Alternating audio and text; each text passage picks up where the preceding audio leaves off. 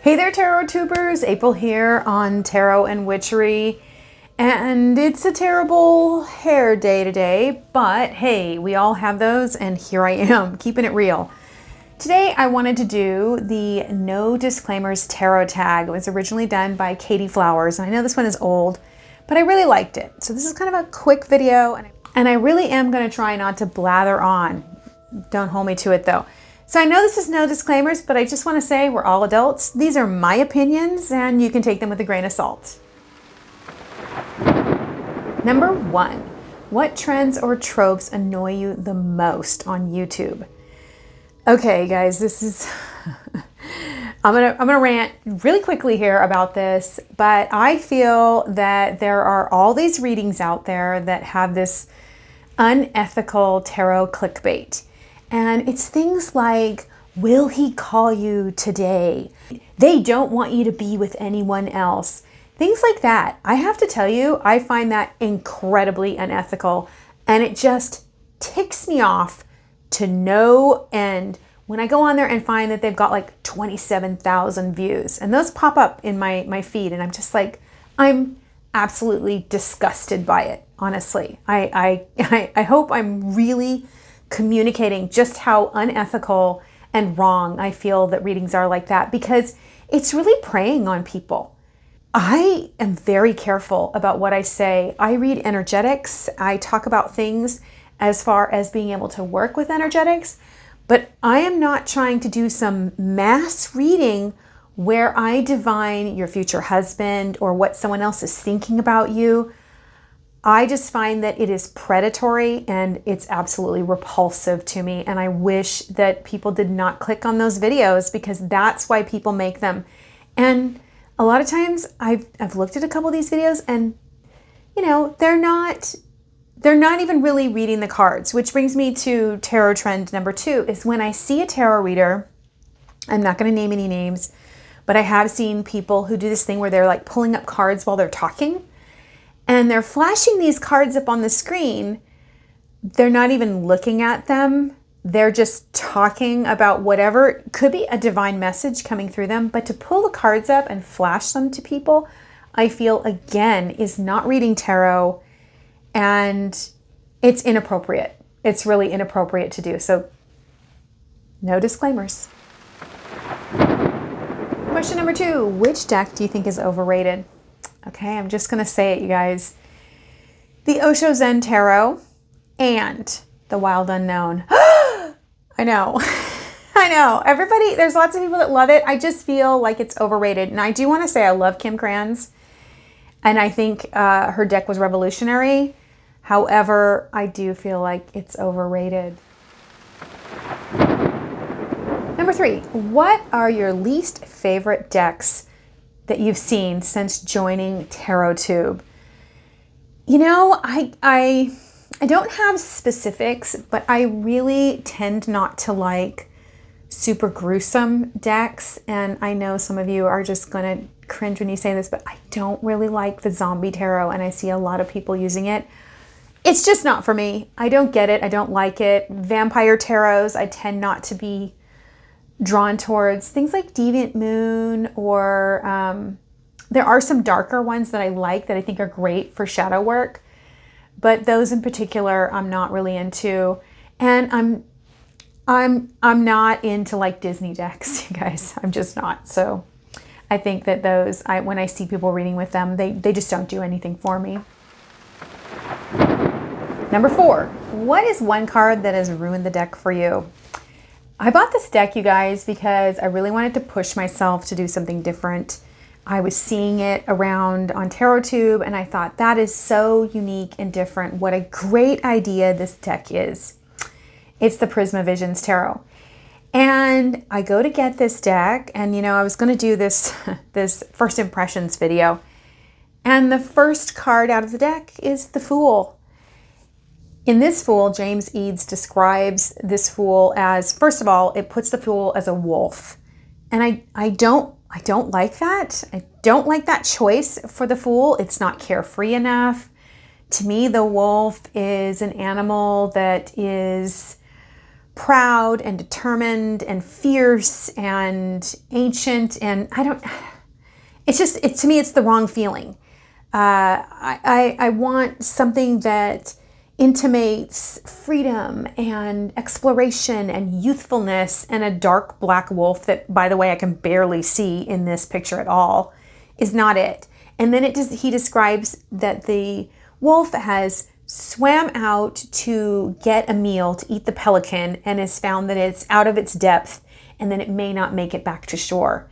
And I just feel like this is a really negative representation of the Fool. To me, the tarot hinges on the Fool. That's us, each one of us taking this journey. I'm not some wolf trying to gobble down a meal, getting out of my depth, maybe getting out of my depth.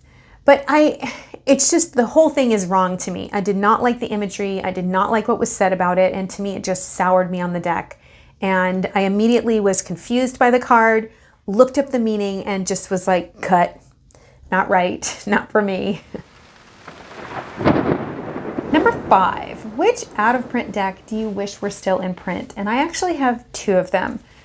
The first one is the SKT Vitruvian, and this is a little bit of like just like a FOMO thing for me because I really like the coloration on that. I have the Revolutions, but I wish that were still in print. I wish I could get a hold of a copy of that for a reasonable price. Like, I'm just not willing to pay like $500 or $600 for a deck. And the other one is Baba Studios Alice Tarot. And I do know that they are going to reprint it. I'm on the list. So that one will actually come true, hopefully sooner than later. I don't have a single Alice in Wonderland deck, but when I've seen this one, seen the walkthroughs, seen people work with it, I absolutely love it. I love the imagery. It's so funky and unique, and Baba Studios puts out such great decks. So put up a prayer for me. Number 6, what are some of your tarot and TarotTube pet peeves? All right, so I think one of the things is when I get a finish on a card that just doesn't shuffle well. Case in point is Rose Petal Finish. It feels divine on my fingers. However, it just doesn't shuffle well, and it's on one of my favorite decks, which is the Cosmic Visions Tarot. You guys, I do not like the sound of riffle shuffling. I just don't. I'm very sensitive to sound. I have ADD and I cannot tune out things like that. So when people riffle shuffle in the middle of talking about their reading, it is very hard for me to actually listen to the words that they're saying. It's just an auditory processing thing for me. So, I mean, if you want to riffle shuffle, go ahead. It's not my choice, but just not while you're talking and talking about the cards. It's really, really hard for me.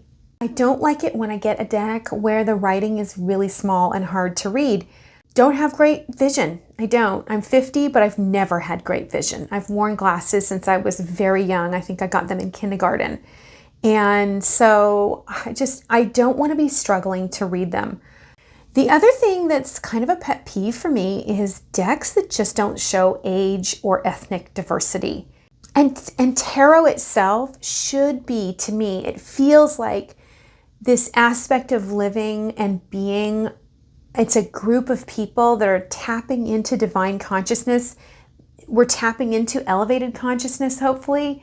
So let's have those decks reflect that elevated consciousness, you know? So let's see alter-able people. Let's see all different body shapes. Let's see some gray hair, people. It's okay to be old and have wrinkles. Let's get those gray-haired saints in there, and let's see sexual diversity or gender diversity. So those are kind of things that are sort of pet peeves. I can get over them. I know when I'm getting into a straight-up Rider-Waite deck, I'm going to have a bunch of white people, but I think we can do better, and we should know better, and we should be better. Number 7, what are some decks that you think should have greater recognition? First up on my list is the Super Lunaris Tarot. I do not see it very often. I absolutely love this deck. Beautiful backs, age diversity, cultural diversity, alter-abled, different times in history. I really enjoy the court cards in here. You have traditional symbolism, just kind of in a fresh way. Again, traditional symbolism, beautiful coloration, saturated color palette. An amazing fool that I absolutely love. There's modern people in here as well. I really like the diversity. Probably my all-time favorite Two of Cups ever. Deck number 2 that I think should get more recognition, and it's not tarot. This is an oracle deck, and I just can't say it enough, and you've heard it on my other videos. It's Judith Orloff's The Surrender deck, the Power of Surrender deck.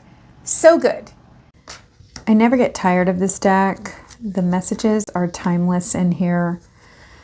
One of the things I think is so important as cartomancers is the work of letting go.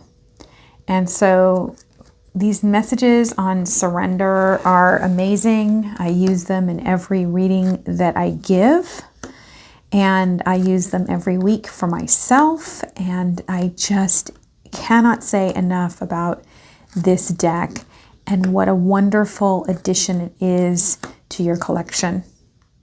Deck number 3 is the Cosmic Visions Tarot, and this is a new deck to me, but I'm just not seeing it anywhere. I'm not seeing people talk about it. I'm not seeing people use it, and I think it's incredible. Does it have some issues, some things I don't like?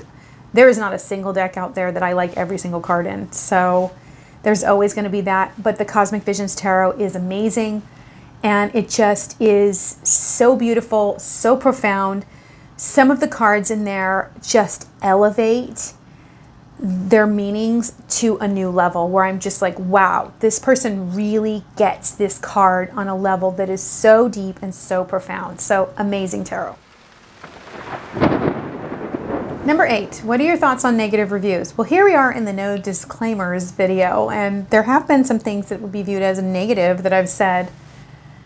You know, that's a hard one. I don't think that you need to go out of your way to chop up a deck. I think talking about pros and cons is good, and we're always going to find something probably that we would like more of. I think honesty is good. I do not think sarcasm or meanness for the sake of being mean is okay ever.